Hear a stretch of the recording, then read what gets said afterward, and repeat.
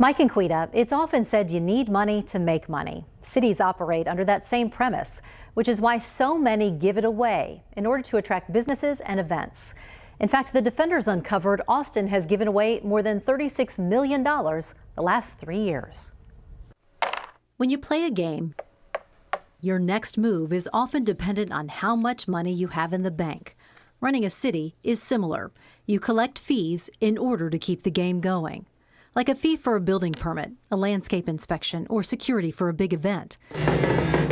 But in order to land a good festival, business, or development, many cities like Austin sometimes waive those fees. What was surprising is how little we really know about how these fees are waived. Tom Smith is the former director of Public Citizen Austin, a nonprofit watchdog group that fears the city is playing games with your money. When there's thousands of dollars going out the door that isn't being reported on the fee waiver spreadsheets, it's hard to know whether or not we're going to have enough to pay staff or whether or not we're going to have to cover a shortfall. A recent audit found the city of Austin isn't sure how many fees are being waived. Some departments said, yes, we waive fees, but we don't know how much. So at the point that we had that information, I would say that the $16 million is a very rough estimate. And that's outrageous. You know, our government is supposed to be able to account for its budget. Take Austin's Smart Housing program. It's designed to increase affordable housing. Developers often get fees waived to bring in more affordable units. With the Smart Housing program, we know we waived $3 million of fees at least, but we don't know whether there were other fees associated with that. And I am not sure yet how many units those $3 million helped create. From affordable housing to convention center events to festivals and parades, the amount of money Austin is giving away keeps rising.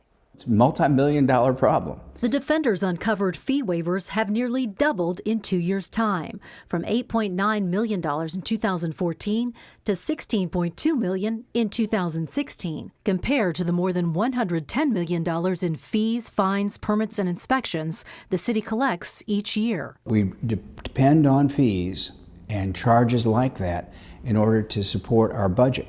And if we keep giving away the fees, we're not having enough money to take care of our basic needs, whether it be roads and bridges, sewers or water, all these other things that we depend on fees to pay for. Each council member can waive up to $6,000 a year in fees. In 2016, council members waived more than $43,000 in fees for things like the Martin Luther King Day March and Veterans Day Parade. Even South by Southwest gets certain fees waived.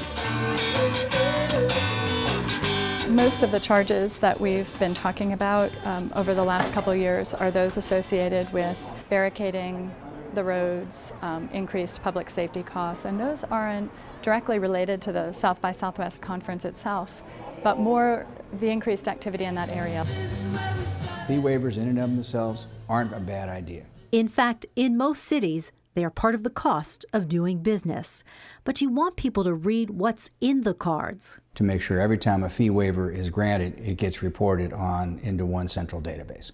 A move the city of Austin has vowed to change so it can stop rolling the dice with your tax dollars.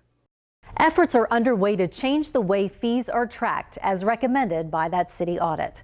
It will be a big project for our new city manager who starts February 12th. To see a detailed list of the known fees city departments are waiving, go to this story at kview.com. For the Defenders, I'm Terry Gruca.